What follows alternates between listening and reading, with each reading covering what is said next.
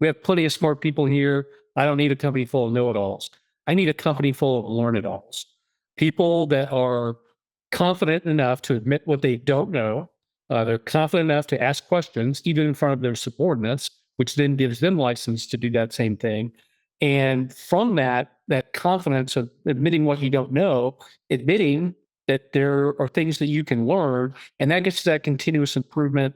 And quite frankly, isn't completely unsimilar to what we did as fighter pilots, but we limited it to that narrow subset of tactical aviation where we would go out, plan a mission, we would execute, the mission, then we would come back and debrief. And that debrief actually was the longest part of the mission.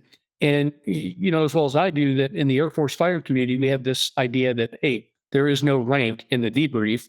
And that was true for the most part. And the idea behind that was, if a general does something wrong, you tell them they did it wrong, they should learn from it. If a lieutenant does something wrong, you tell them they did it wrong and they should fix it. And then taking those lessons learned from the debrief and incorporating that back into the next mission planning. So that part of it, I think, is similar.